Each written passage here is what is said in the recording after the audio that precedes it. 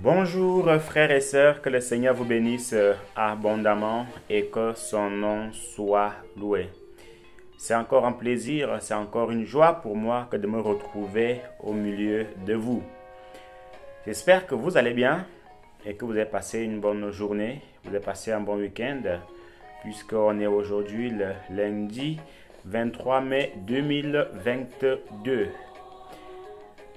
De mon côté, ça va bien, le Seigneur fait grâce, il n'y a pas grand-chose à signaler, si ce n'est que le Seigneur est au courant de toutes choses, que son nom soit loué, que son nom soit béni. Amen. Donc aujourd'hui, par la grâce de Dieu, nous allons prendre un chapitre que nous allons méditer ensemble et voir les leçons de vie que le Seigneur nous transmet au travers de ce chapitre. Donc en fonction de cela, nous allons voir ce que le Seigneur veut nous transmettre au travers de ce chapitre. C'est un chapitre très bénissant, je trouve. Vous allez aussi me dire ce que vous en pensez. Il y a beaucoup de bonnes choses à dire dessus, beaucoup de leçons à tirer. Nous allons peut-être pas les lire dans l'ensemble, mais avec le temps, on va voir comment le Seigneur va nous conduire. Donc, c'est dans 1 Samuel chapitre 18, le verset 1. David avait achevé de parler à Saül, et dès lors, l'âme de Jonathan fut attachée à l'âme de David. Et Jonathan l'aima comme son âme. Ce même jour, Saül retint David et ne le laissa pas retourner dans la maison de son père. Jonathan fit alliance avec David parce qu'il l'aimait comme son âme. Il ôta le manteau qu'il portait pour le donner à David, et il lui donna ses vêtements, même son épée, son arc et sa ceinture. David allait et réussissait partout où l'envoyait Saül. Il fut mis par Saül à la tête des gens de guerre, et il plaisait à tout le peuple, même aux serviteurs de Saül. Verset 6.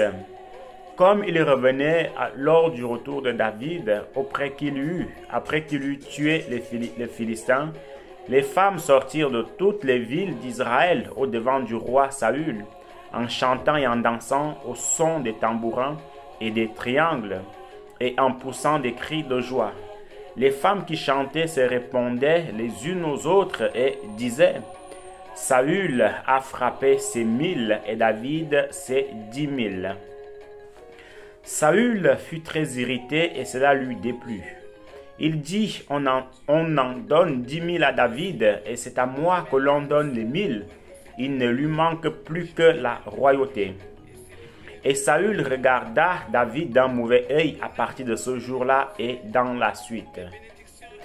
Le lendemain, le mauvais esprit venant de Dieu saisit Saül, qui eut des succès, qui eut des excès de délire, au milieu de la maison. David jouait comme les autres jours et Saül avait sa lance à la main. Saül leva sa lance, disant en lui-même: Je frapperai David contre la paroi. Mais David se détourna de lui 2 fois.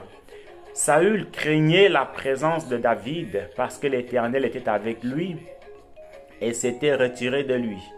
Il l'éloigna de sa personne et il l'établit chef de 1000 hommes. David sortait et rentrait à la tête du peuple.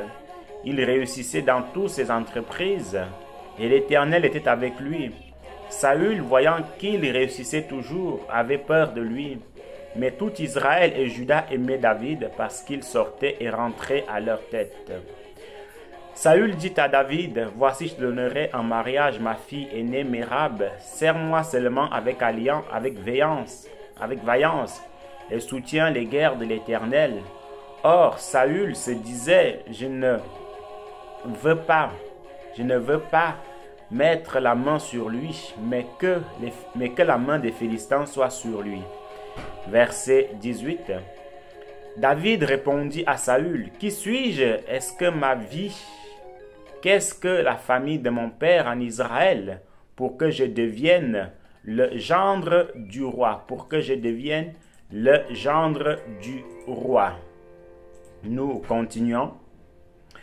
Lorsqu'il arriva le temps où Mérab, fille de Saül, devait être donnée à David, elle fut donnée en mariage à Adriel de Méhola. Michaël, fille de Saül, aima David. On en informa Saül, et la chose lui convint. Il se disait, je la lui donnerai afin qu'elle soit un piège pour lui, et qu'il tombe sous la main des Philistins. Et Saül dit à David pour la seconde fois, tu vas aujourd'hui devenir mon gendre. Saül donna cet ordre à ses serviteurs, parlez en confidence à David, et dites-lui, voici le roi est bien disposé pour toi, et tous ses serviteurs t'aiment, sois maintenant le gendre du roi. Les serviteurs de Saül répétèrent ces paroles aux oreilles de David, et David répondit, croyez-vous qu'il soit facile de devenir le gendre du roi?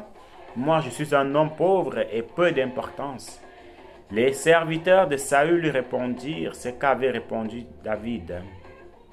Les serviteurs de Saül lui répondirent ce qu'avait répondu David. Saül dit, vous parlerez ainsi à David. Le roi ne demande point de dot, mais il désire sans prépuce des Philistins pour être vengé de ses ennemis. Saül avait le dessein de faire tomber David entre les mains des Philistins. Les serviteurs de Saül rapportèrent ces paroles à David, et David agréa ce qui lui a été demandé pour qu'il devienne gendre du roi. Verset 27. Avant le terme fixé, David se leva, partit avec ses gens, et tua 200 hommes parmi les Philistins. Il apporta leurs prépuces et en livra au roi le nombre complet, afin de devenir gendre du roi. Alors Saül lui donna pour femme Michaël, sa fille. Saül vit et comprit que l'Éternel était avec David, et Michaël, sa fille, aima David. Saül craignait de plus en plus David, et il fut toute sa vie son ennemi. Les princes des Philistins partaient en campagne, et chaque fois qu'ils sortaient, David avait plus de succès que tous les serviteurs de Saül, et son nom devint très célèbre. Donc, frères et sœurs, là, nous avons lu tout le chapitre. Tout est fait pour la gloire du Seigneur. J'espère que la première lecture vous a aussi béni. J'espère que vous avez été attentif à la lecture. Et je vous encourage à méditer encore ce chapitre-là, même d'autres chapitres, parce que la vie du roi David, c'est une vie très très bénissante qui donne beaucoup de leçons de vie. Mais ici, comme on a dit dès le départ, c'est que, frères et sœurs, on va tirer les leçons, certaines leçons dans cette histoire-là. Premièrement, nous allons voir l'amitié qu'il y avait entre David et Jonathan. Jonathan, qui était le fils de Saül. David, qui était le nouveau serviteur de Saül. Voilà deux personnes qui ne se connaissaient pas auparavant, vont se lier d'amitié. Voici deux personnes qu'à peine quasiment s'être vues, ils vont se lier d'amitié. Mon frère, ma soeur, c'était tellement une telle amitié que la Bible dit que David aima Jonathan comme son âme, et Jonathan aima David comme son âme. Je ne sais pas si vous en rendez compte de la portée spirituelle de cette phrase-là, aimer quelqu'un comme son âme. En fait, c'est tout simplement ce que le Seigneur nous demande dans sa parole, dans l'évangile de Matthieu, que tu aimeras ton prochain comme toi-même.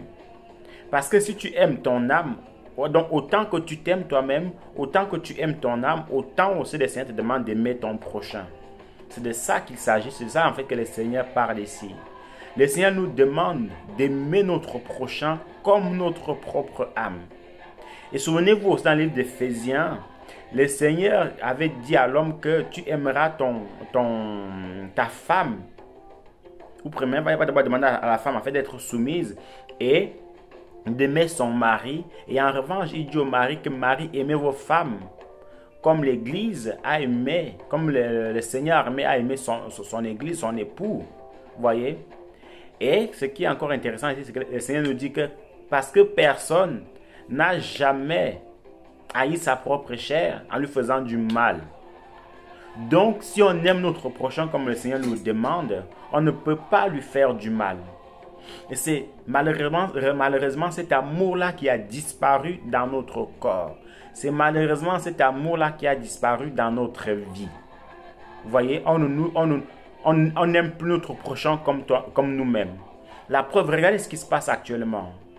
Il y a des personnes, des milliers, des millions, des milliards de personnes qui meurent de faim dans le monde entier.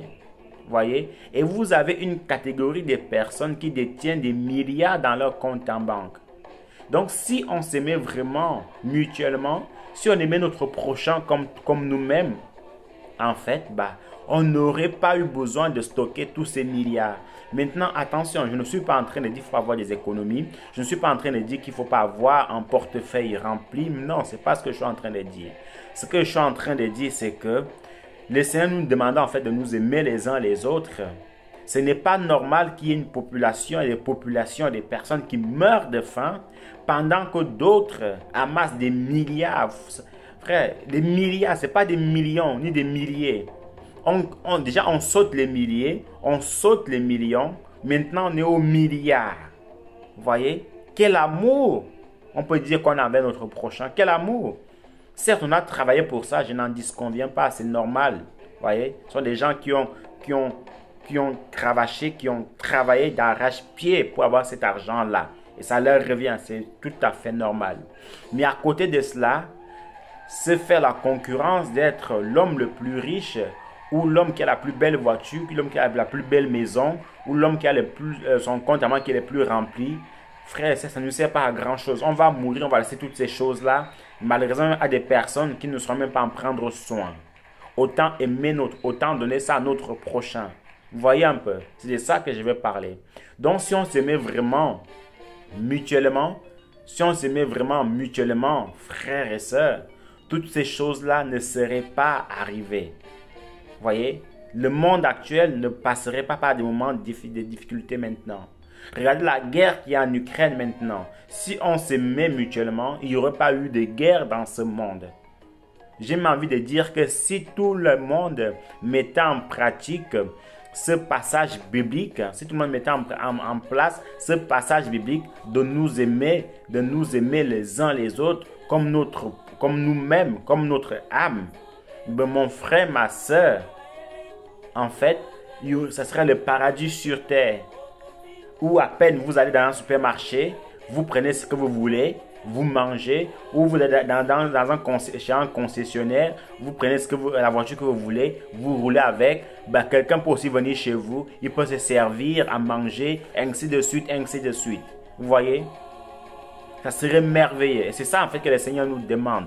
Mais malheureusement, le mal étant inné dans l'être humain, le mal étant chez l'être humain, on ne retrouve plus vraiment toutes ces choses-là. Et c'est dommage en fait. Voyez un peu, frères et sœurs. Maintenant, à côté de cela, la Bible nous dit que ces deux personnes s'aimaient vraiment. C'est ce qu'on appelle justement l'amitié, les meilleurs amis.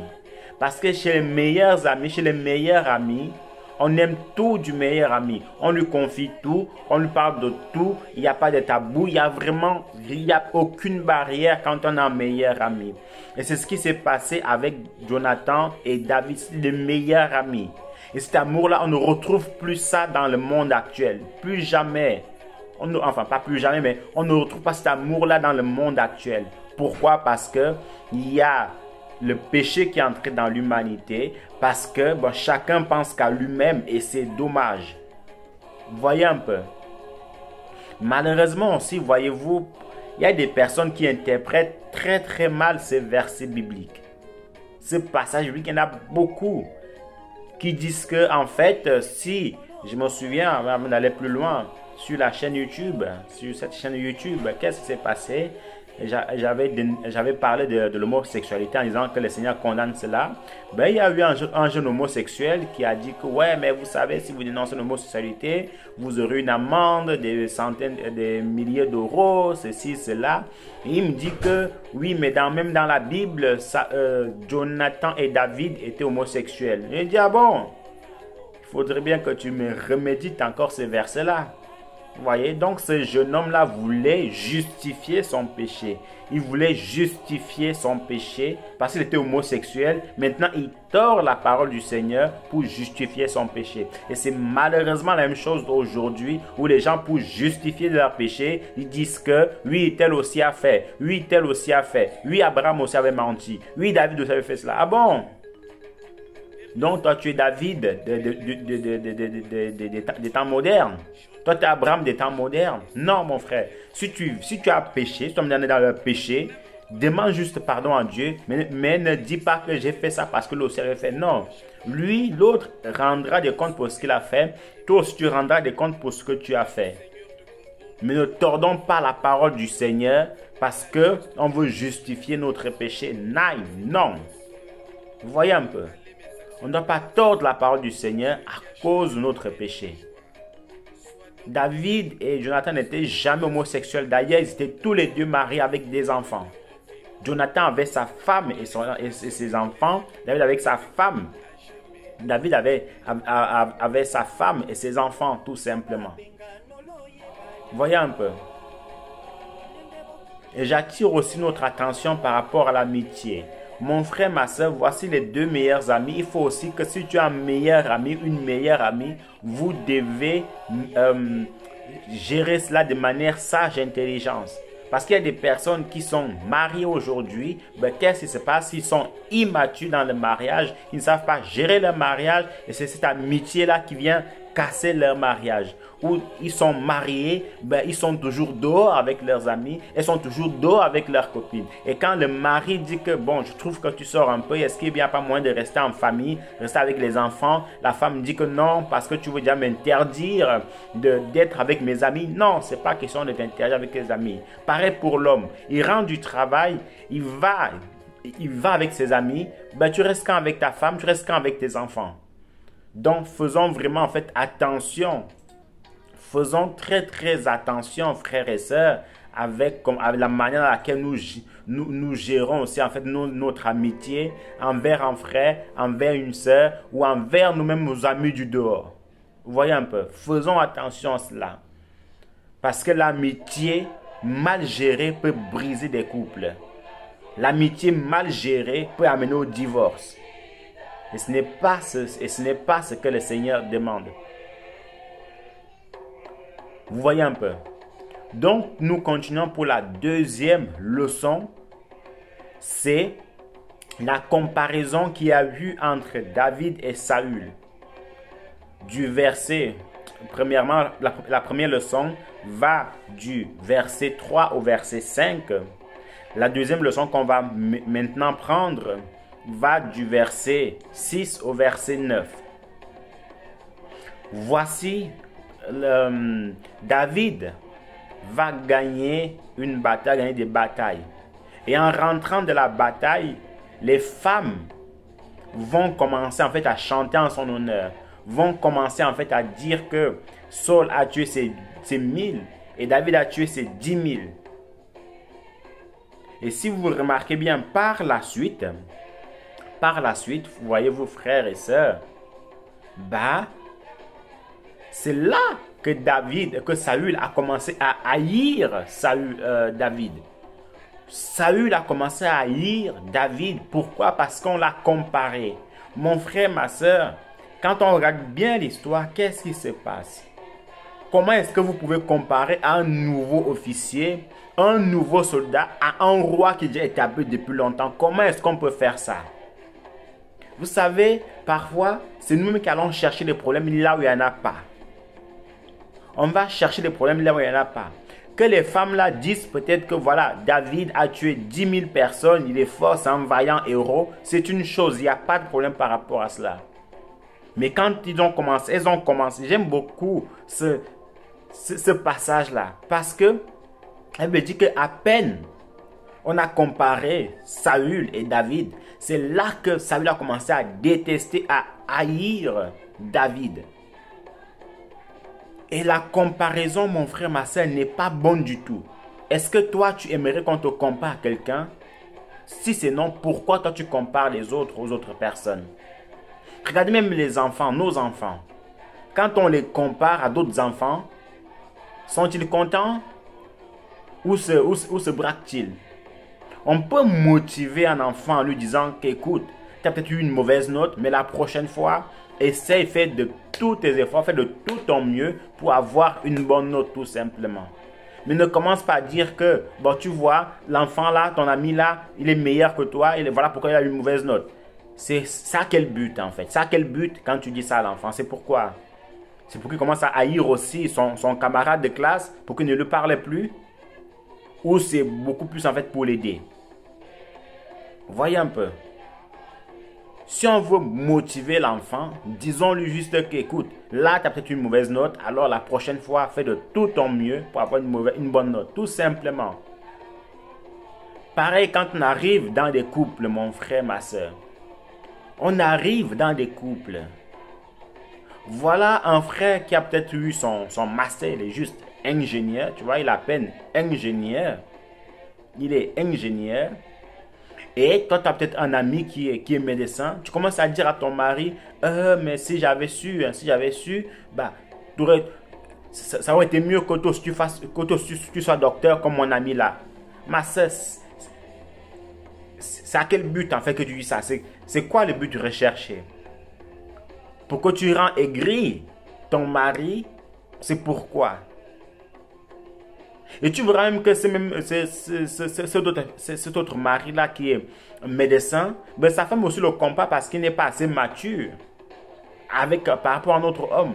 Et on se compare comme ça et le couple se déchire, et le couple s'entretue, et le couple divorce à cause des comparaisons. Ce n'est pas même à cause des comparaisons.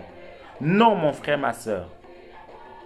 Si ton mari, déjà avoir un master, ce n'est pas n'importe qui un master. Si ton mari a un master, dis gloire au Seigneur, dis Dieu merci. Parce qu'avec ce travail-là, on peut vivre, on peut payer nos factures. Et si l'autre, il a un doctorat, mais c'est bien, gloire à Dieu. Au moins, tu pourras te vanter que tu as quelqu'un qui est docteur. Ou toi, mon frère, ta femme, elle a peut-être quelques défauts. Tu dis que, bon, j'aurais aimé que tu sois comme telle sœur. C'est ça quel but, en fait? C'est pour que les deux sœurs se haïssent maintenant? C'est pourquoi? Ou tu commences à dire à ta femme que, oui, mais tu sais, quand moi je vais chez ma mère, elle me faisait des bons plats. Les plats là, c'est pas comme ça qu'elle les faisait. C'est ça quel but, en fait? Que tu la compares à ta mère. Comme j'ai souvent l'habitude de le dire, c'est un peu cru ce que je vais dire, mais pourquoi tu ne t'es pas marié avec ta mère? Comme ça, moi, elle aurait continué à te faire ces bons plats-là. Pourquoi? Ou pourquoi n'étais-tu pas marié avec ce frère docteur? Vous voyez un peu? N'oublions jamais que la jalousie, enfin la comparaison, ne mène qu'à une seule chose, à la destruction de la personne avec qui vous vous comparez. Ça n'amène qu'à la destruction. La preuve, si ton mari te compare à sa mère, ça ne va pas t'aider du tout. Si tu commences à comparer ton mari, ta femme à quelqu'un d'autre, ça ne va pas l'aider du tout. Si tu commences à comparer ton couple à un autre couple, ça ne va pas aider. Il y a des choses, bon, ça peut arriver, nous restons des êtres humains. Tu peux peut-être le penser, oui, ça arrive. Mais sache que si tu le dis, si tu ouvres ta bouche et que tu le dis, ben, qu'est-ce qui va se passer? Ben, tu vas détruire ton couple automatiquement. C'est aussi clair que ça dans le livre de 1 Samuel qu'on a lu. Ces femmes-là, remplies d'émotions, remplies de sentiments, remplies d'immaturité, si on peut le dire ainsi, vont comparer un simple soldat à un roi. Vous voyez un peu? Si même si ton mari est juste voilà, ingénieur, tu dis que tu estimes que déjà honnêtement, une femme qui fait ça, c'est pas une femme, excusez-moi. Parce qu'ingénieur, c'est beaucoup d'études aussi, c'est pas à négliger du tout, Mais pourquoi toi tu n'es pas ingénieur? Pourquoi toi tu n'as pas fait des études d'ingénieur ou même de devenir docteur? Donc, c'est l'enfant de l'autre qui devait être docteur. Toi, tu n'es pas docteur, tu as peut-être ton bac, tu as peut-être ta licence, tu as peut-être ton BP, ton CAP. Mais c'est ton mari que tu veux qu'il soit docteur. Ça, c'est la méchanceté gratuite. Donc, contentons-nous de ce que nous avons. Et si tu veux motiver ton mari ou ta femme, Si elle a mal préparé, dis-lui que bon, c'est comme ça qu'on prépare, c'est comme ça que tel ingrédient qu'il faut mettre. Mais ne dis pas que ma mère, ma soeur, ou telle femme préparée comme ça, non. Si tu veux encourager ton mari à avoir un diplôme plus supérieur, il faut peut-être lui dire, bon, c'est dommage d'être arrêté en tant qu'ingénieur. Parce que médecin, ça aurait été parfait.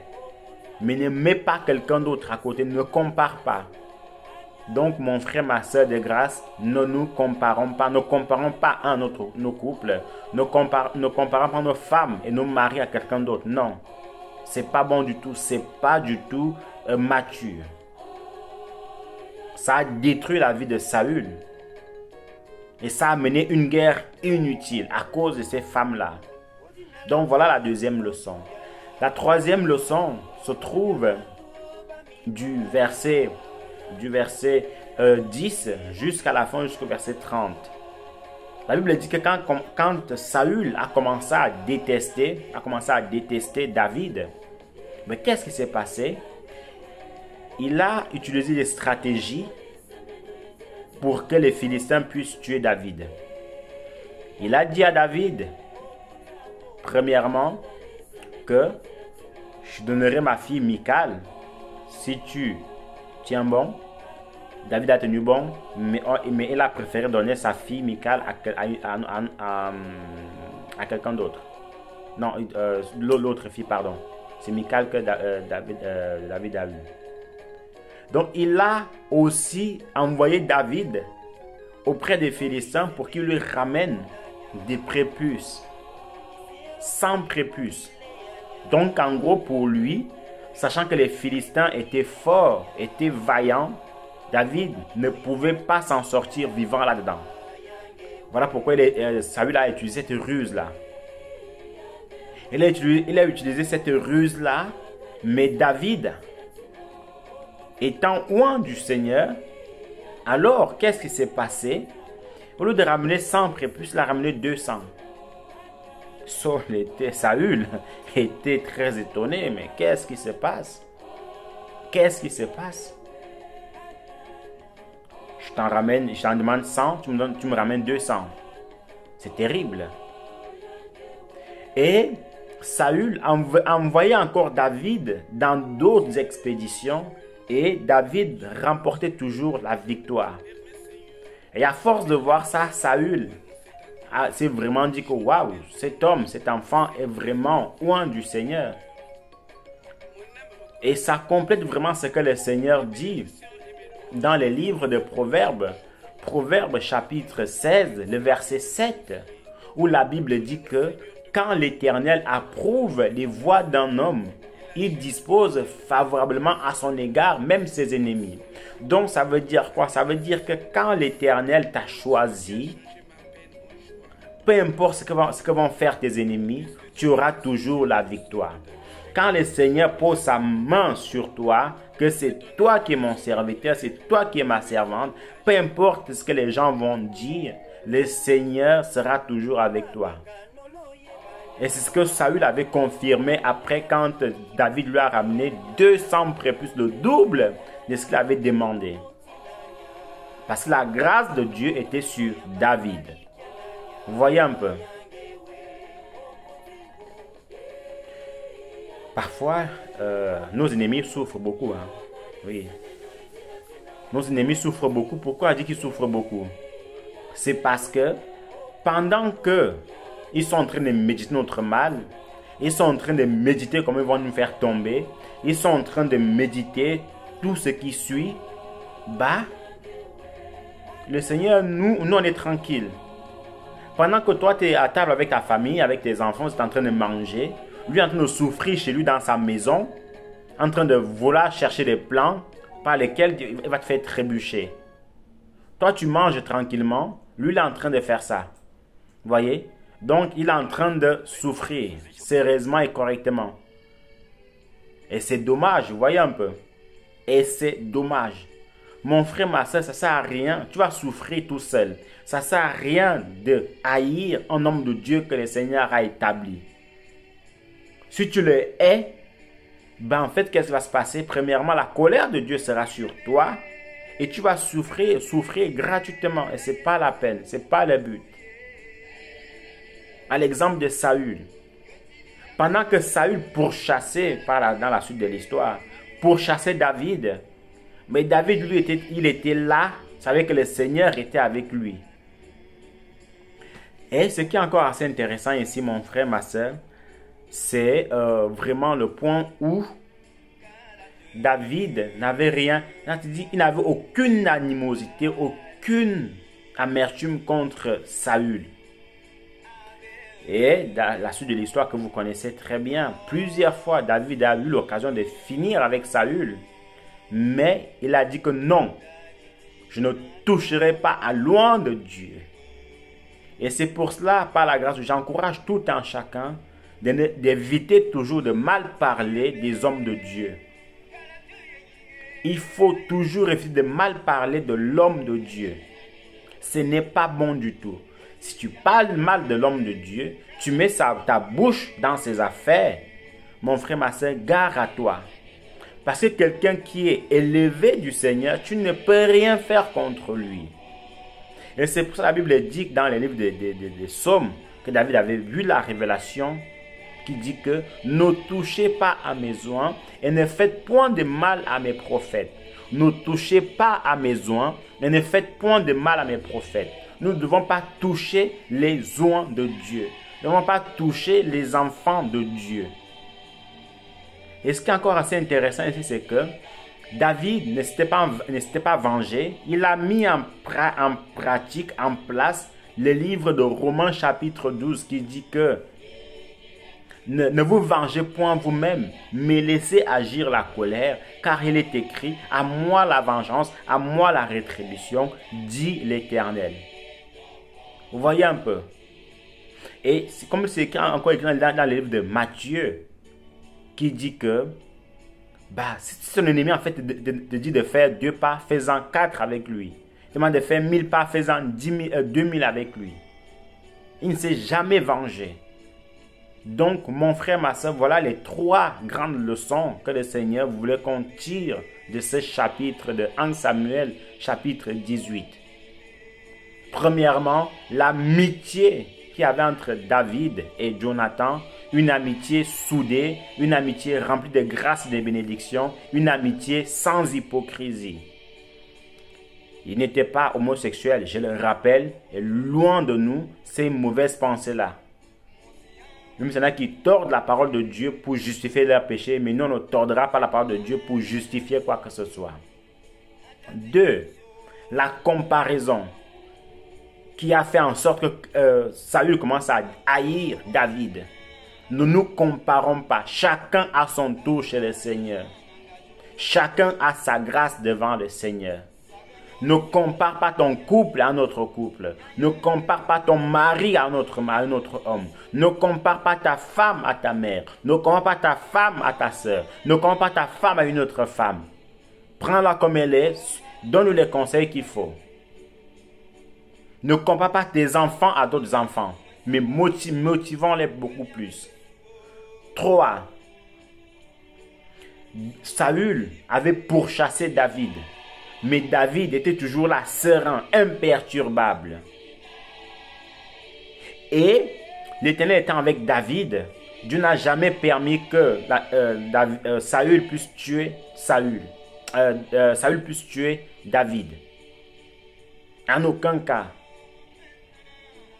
Vous voyez un peu, malgré tout le mal. Donc, mon frère, ma soeur, prions vraiment beaucoup pour que le Seigneur donne le cœur qu'il a donné en fait à David. Prions vraiment beaucoup pour que le Seigneur donne cette grâce-là. Et je suis convaincu que si on le demande avec foi, avec fermeté, avec force et véhémence, le Seigneur nous fera cette grâce-là. Soyez abondamment bénis. On se dit à une prochaine fois. Priez beaucoup pour moi. Prions les uns pour les autres pour que le Seigneur nous aide à continuer à lutter au jour le jour pour tenir bon. Bonne journée à vous tous et on se dit à très bientôt. Bye bye.